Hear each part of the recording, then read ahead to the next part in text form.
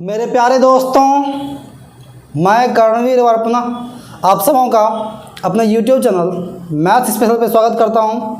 और आज हम लोग कॉम्प्लेक्स नंबर को आगे कंटिन्यू करेंगे। तो कॉम्प्लेक्स नंबर में हम लोग पढ़ रहे थे क्यूब रूट्स ऑफ यूनिटी, ठीक है, अर्थात इकाई के घनमूल। वो हम लोग देख चुके थे और उसके कुछ प्रॉपर्टीज़ के बारे में भी देखे थे। तो प्रॉपर्टीज़ को आगे हम लोग कंटिन्यू करेंगे, ठीक है। तो इससे पहले कि आज हम कुछ नया प्रॉपर्टीज़ पढ़े, तो एक नज़र डालते हैं किसके पहले हम लोग क्या क्या पढ़े। जैसे कि क्यूब रूट्स ऑफ यूनिटी में पढ़े थे, क्यूब रूट्स ऑफ यूनिटी क्या होता है भाई ये, इसके बारे में हम लोग पढ़े थे। क्यूब रूट्स ऑफ यूनिटी तीन होते हैं, क्या क्या, 1 ओमेगा और ओमेगा स्क्वायर, ये पढ़े थे। इसमें से क्यूब रूट्स ऑफ यूनिटी का एडिशन हम लोग पढ़ चुके थे कि इसका जो एडिशन होता है अर्थात 1 प्लस ओमेगा स्क्वायर, इसका वैल्यू होता है 0। एक प्रॉपर्टीज़ ये देखे थे और इसी संदर्भ में जो भी रिजल्ट्स था उसको भी देख चुके थे।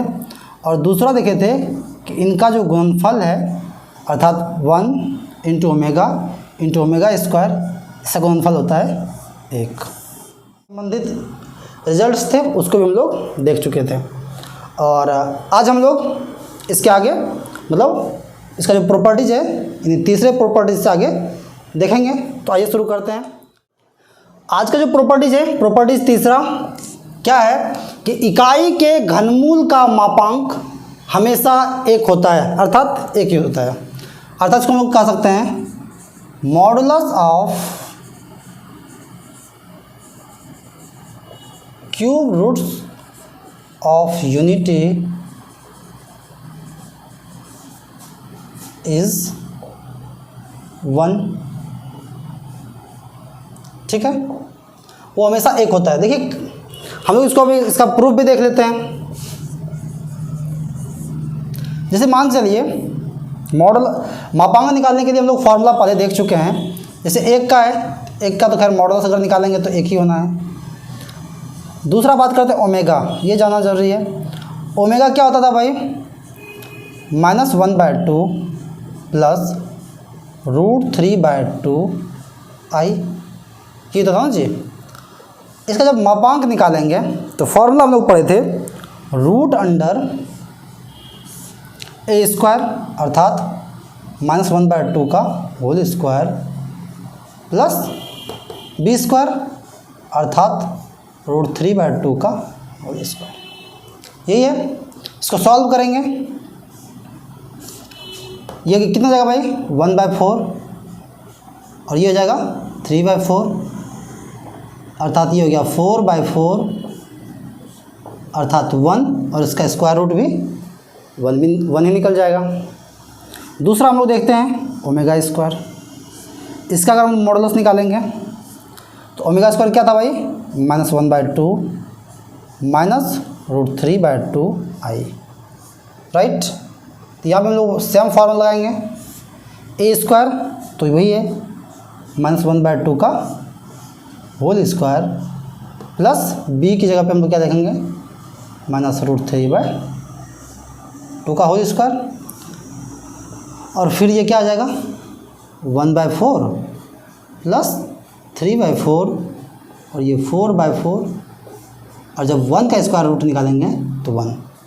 तो यहाँ से हम लोग क्या देखें भाई, यहाँ से हम लोग देखें कि जो इकाई के घनमूल हैं उसका जब हम लोग मॉडुलस निकालते हैं तो मॉडुलस भी हमको क्या मिलता है भाई, एक का मॉडुलस तो एक ही मिला।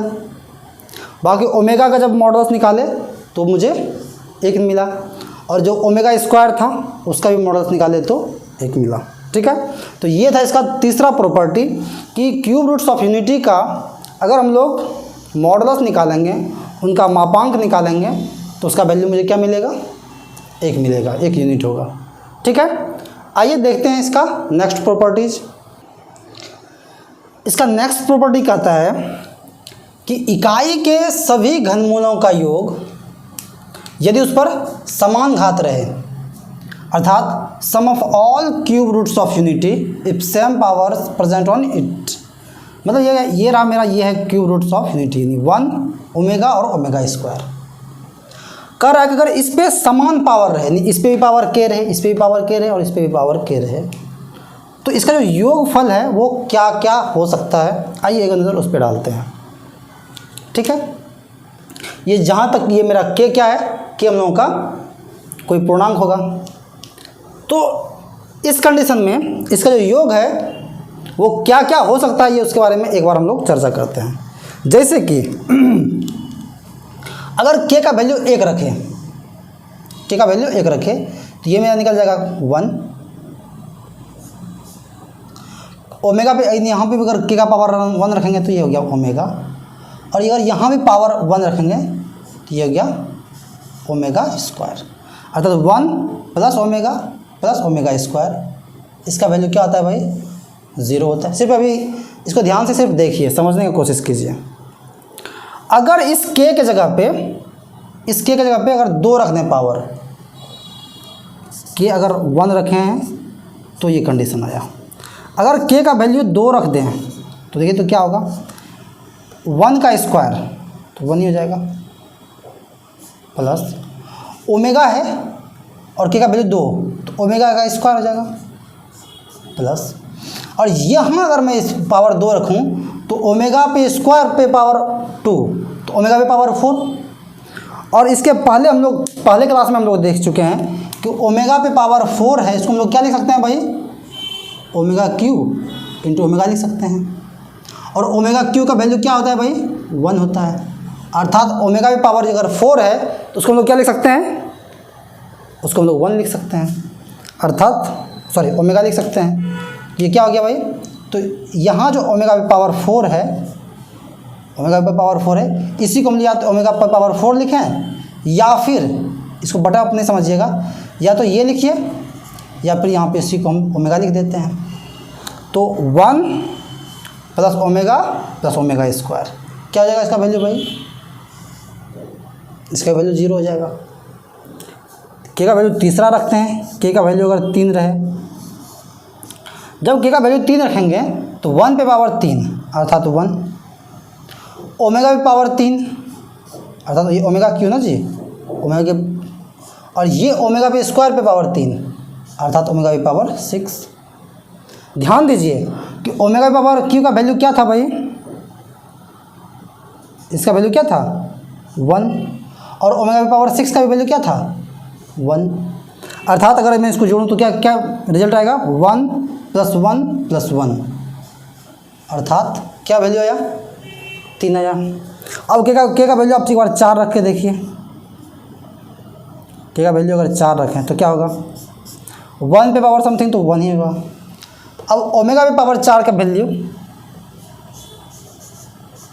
अब जस्ट देखे थे ना भाई वहाँ पे, इसको आप ओमेगा भी लिख सकते हैं, चलिए ओमेगा लिख दिए यहीं पे, और ओमेगा स्क्वायर पे पावर 4 तो ये हो गया ओमेगा पे पावर 8, और ओमेगा पे पावर 8 को हम लोग क्या लिख सकते हैं, यहाँ ध्यान दीजिए, ओमेगा पे पावर 8 को हम लोग लिख सकते हैं ओमेगा क्यू का स्क्वायर इंटू ओमेगा स्क्वायर, इसका वैल्यू 1, इसको हम लोग क्या लिख सकते हैं फाइनली ओमेगा स्क्वायर लिख सकते हैं, अर्थात इसके जगह पे हम लोग ओमेगा स्क्वायर लिख दिए।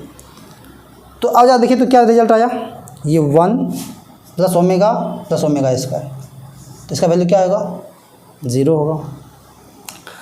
जब इस पैटर्न को आप देखिएगा तो एक चीज़ समझ में आएगा कि इसका जो वैल्यू है, के का वैल्यू अगर आप कुछ भी रखेंगे, एक बात तो पहले हम लोग देख चुके थे कि अगर ओमेगा क्यू रहता है तो वहाँ पे हमको उसका जो वैल्यू है हमें 1 प्राप्त होता है, अर्थात अगर ओमेगा पे पावर 3 का गुणज रहेगा तो उसका वैल्यू 1 होगा, अर्थात अगर 3 का गुणज रहेगा तो ये भी 1, ये भी 1 और ये भी 1, अर्थात इसका वैल्यू क्या निकल के आएगा 3, अर्थात इनका जो योगफल है उसका 2 वैल्यू आ सकता है, या तो 0 आएगा या फिर 3 आएगा। क्या कहा भाई, या तो इसका वैल्यू 0 आएगा या फिर इसका वैल्यू 3 आएगा। 0 कब आएगा, 0 तब आएगा जब के का वैल्यू, के का जो मान है, अगर के का मान 3 का गुणज नहीं रहेगा, के का जो वैल्यू है, यदि के 3 का गुणज ना हो, अगर के 3 का गुणज नहीं रहेगा तो इसका वैल्यू क्या निकल जाएगा, 0 आएगा। लेकिन अगर के का वैल्यू 3 का गुणज रहेगा तो वो तो 1 होगा ही, ये भी 1 हो जाएगा और ये भी 1 हो जाएगा। और जब तीनों को जोड़ देंगे तो हमको जो रिजल्ट है वो क्या मिलेगा, 3 मिलेगा। लेकिन इसका वैल्यू 3 कब आएगा, यदि के का मान 3 का गुणज हो। ठीक है, तो ये प्रॉपर्टीज़ याद रखने का मतलब सीधी सी बात है कि डायरेक्ट जब हम लोग सवालों को देखेंगे तो कोशिश करेंगे कि अगर आपको प्रॉपर्टीज़ याद रहेगा तो आप सिर्फ सवाल को देख के उसका जवाब दे सकते हैं। प्रॉपर्टीज़ सिर्फ और सिर्फ इसीलिए हम लोग पढ़ रहे हैं। ठीक है, मुझे उम्मीद है कि ये चीज़ें भी आपको समझ में आ गई होगी। आइए देखते हैं इसका नेक्स्ट प्रॉपर्टीज़। नेक्स्ट प्रॉपर्टीज़ देखते हैं कि इकाई के घनमूल का ज्यामितीय निरूपण क्या होता है, अर्थात जियोमेट्रिकल रिप्रेजेंटेशन ऑफ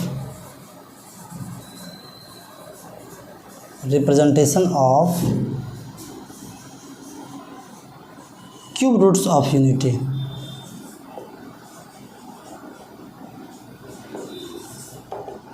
अर्थात क्यूब रूट्स यूनिटी जो है इसका हम लोग अब इसका हम लोग ग्राफ बना के देखते हैं एक्चुअल में ये कहाँ कहाँ एग्जिस्ट करता है।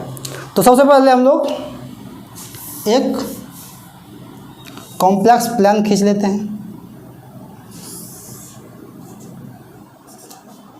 कोशिश कीजिएगा चीज़ों को समझने का तो ज़्यादा बेहतर रहेगा। ये हम लोगों का क्या होता था भाई, ये तो हम लोगों का रियल एक्सिस और ये तो था हम लोगों का इमेजिनरी एक्सिस। ये तो था हम लोगों का ऑरिजिन या मूल बिंदु। अगर मैं इसका नामकरण करूं, इधर ये 1 है,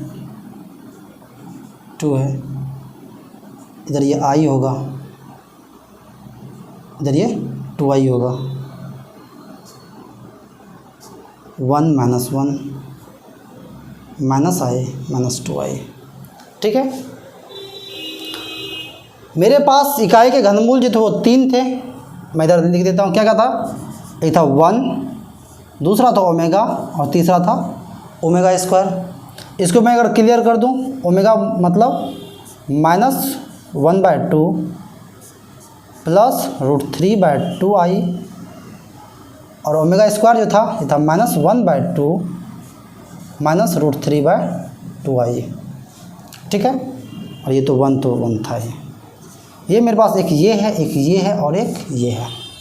इसी का हम लोग रिप्रेजेंट करेंगे इसको कॉम्प्लेक्स प्लान में, 1 ओमेगा और ओमेगा स्क्वायर।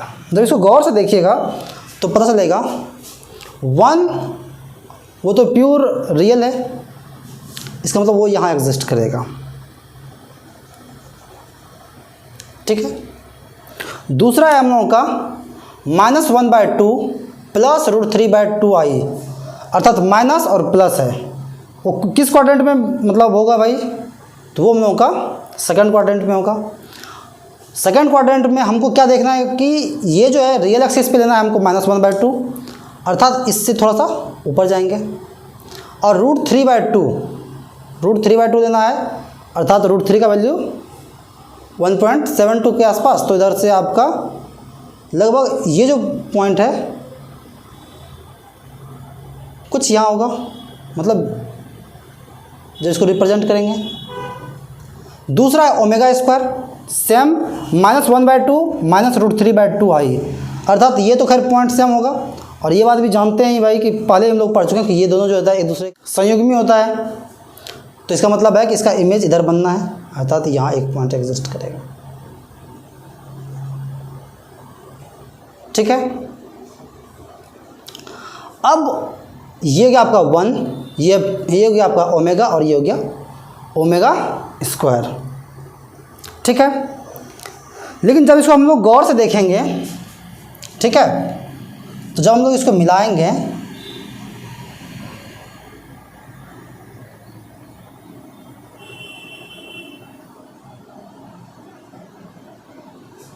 जब हम इसको मिला देंगे तो ये एक सर्कल बनाएगा। क्या बनाएगा? ये एक सर्कल का निर्माण कराएगा और उस सर्कल पे ये तीनों पॉइंट एग्जिस्ट होगा। यानी कि क्यूब रूट्स ऑफ यूनिटी का जो मतलब क्यूब रूट्स ऑफ यूनिटी जो है वह एक सर्कल पे होंगे, ठीक है, जिसका मॉडुलस जो है, इसका जो रेडियस जो है वह एक यूनिट होगा, ठीक है, और तीनों उसके मतलब सर्कमफेरेंस पे स्थित होंगे, ठीक है। तो ये हो गया इसका पहला रिजल्ट। तो आइए इसको लिख लेते हैं रिजल्ट के रूप में। पहला लिख लीजिए कि इकाई के घनमूल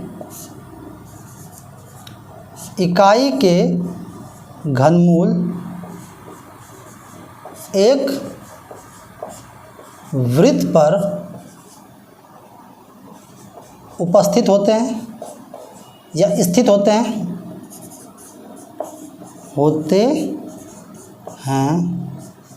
जिनका केंद्र मूल बिंदु तथा त्रिज्या इकाई मात्रक होता है।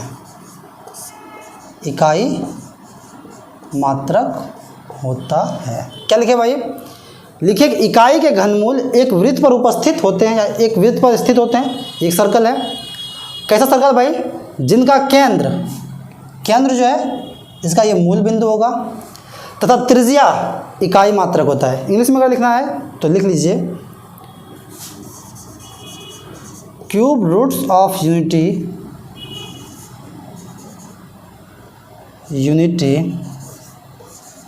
lies on a circle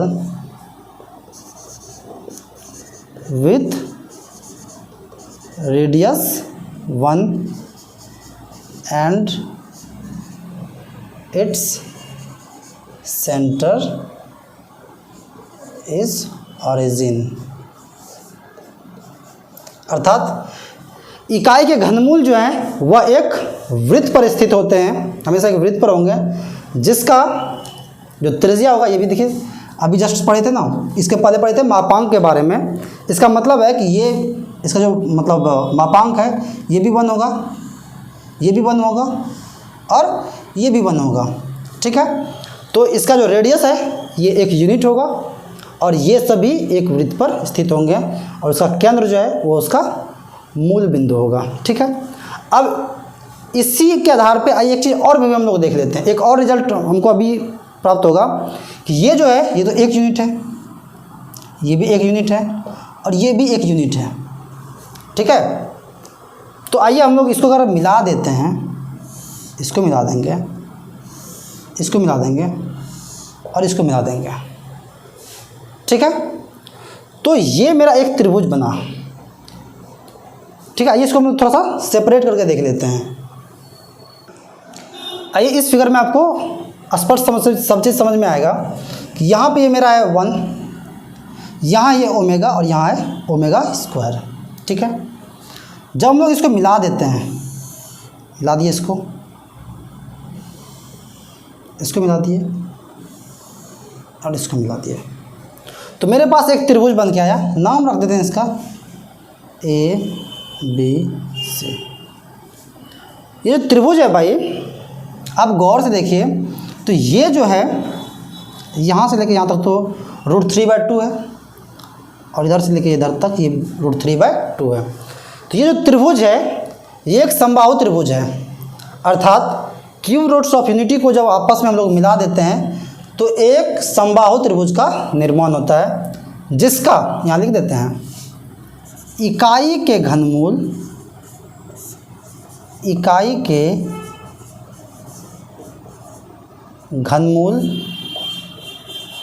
एक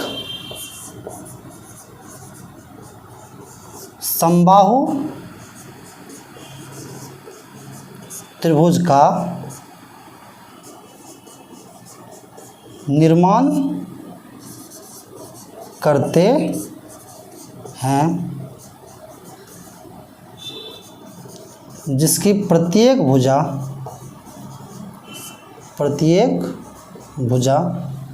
कितना होगा भाई, इधर √3/2 और इधर √3/2। जब दोनों को जोड़ देंगे तो 1/2 खत्म, अर्थात ये हो जाएगा क्या, √3, जिसकी प्रत्येक भुजा √3 मात्रक होता है। अर्थात इकाई के घनमूल को जब हम लोग परस्पर मिला दिए, ठीक है, तो मुझे एक समबाहु त्रिभुज प्राप्त हुआ और जिसका प्रत्येक भुजा कितना है, √3 है। ठीक है, इसी को अगर इंग्लिश में लिखना है तो लिख सकते हैं cube roots of unity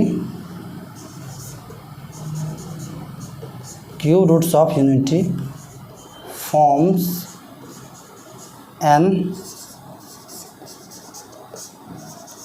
equilateral triangle with side कितना है, √3 यूनिट। यानी कि क्यूब रूट्स ऑफ यूनिटी जो है ये एक इक्विलेटरल ट्रायंगल का निर्माण करती है जिसका प्रत्येक भुजा √3 मीटर होता है। ठीक है, √3 यूनिट होता है। कोई दिक्कत? एक ये भी इसका प्रॉपर्टीज है जो कि हम लोगों को इसके ज्यामितीय निरूपण से पता चला। ठीक है, आइए इसमें एक चीज़ और देख लेते हैं, इसी ग्राफ में एक चीज़ और हम लोग देख लेते हैं अभी। ठीक है, यहाँ हम लोगों का रिप्रेजेंट इसको कर दिए हैं। इसके दो अलग अलग मतलब रिजल्ट के बारे में देख चुके हैं। अब हम लोग आगे बढ़ते हैं इसके तीसरे रिजल्ट की ओर। ये जो ग्राफ है, एक इसका क्यूब रूट्स ऑफ यूनिटी ये है, एक यहाँ स्थित है और एक यहाँ है। अब हम लोग देखेंगे इसके आर्गूमेंट के, इसके कोणांक को देखेंगे। पहला यहाँ है तो इसको मिला दिए, दूसरा यहाँ है पॉइंट, इसको ओरिजिन से मिला दिए, और तीसरा यहाँ है तो इसको भी हम लोग ओरिजिन से मिला दिए। हम लोग बात कर रहे हैं कोणांक का, इसके आर्गुमेंट का। तो पहला जो है ये रियल एक्सिस पे है। ठीक है, ये प्योरली रियल है और ये रियल एक्सिस पे ही स्थित है, इसलिए इसका जो आर्गुमेंट होगा, इसका जो कोणांक होगा वो 0 होगा। यानी ये तो क्या, पहला तो 0 हो गया। दूसरा जो ये है इसका आर्गुमेंट है। आप आर्गुमेंट आपको निकालने के लिए बता चुके हैं पहले भी, आप वहाँ से भी निकाल सकते हैं। ये है -1/2 प्लस √3/2 i, b/a करके आप निकाल सकते हैं, तो आपका ये आर्गुमेंट निकल जाएगा। और तीसरा आर्गुमेंट है ये। ठीक है, तो क्यूब रूट्स ऑफ यूनिटी का जो आर्गुमेंट है, ये देखिए ये कितना है, इसका वैल्यू जाएगा कितना, 120 डिग्री। राइट, ये जो है इसका जो आर्गुमेंट है ये निकल जाएगा 120 डिग्री, और यहाँ से लेकर यहाँ तक जो है ये निकल जाएगा 240 डिग्री। ठीक है, आप आर्गुमेंट निकाल सकते हैं। एक ये 3 आर्गुमेंट आए, एक हो गया ये 1 के लिए अलग, 1 के लिए आया ये 0 डिग्री, ओमेगा के लिए कितना आया 120 डिग्री, सॉरी हाँ 120 डिग्री, और ओमेगा स्क्वायर के लिए यहाँ से यहाँ तक, अर्थात ये निकल के आएगा 240 डिग्री। अर्थात इसका जो आर्गुमेंट होता है, argument of cube roots of unity, यहाँ लिख देते हैं,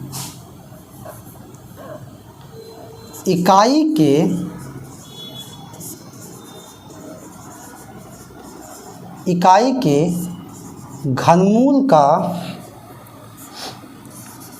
कोणांक AP में होता है, अर्थात समांतर श्रेणी में होता है।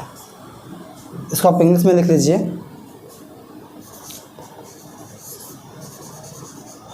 Arguments of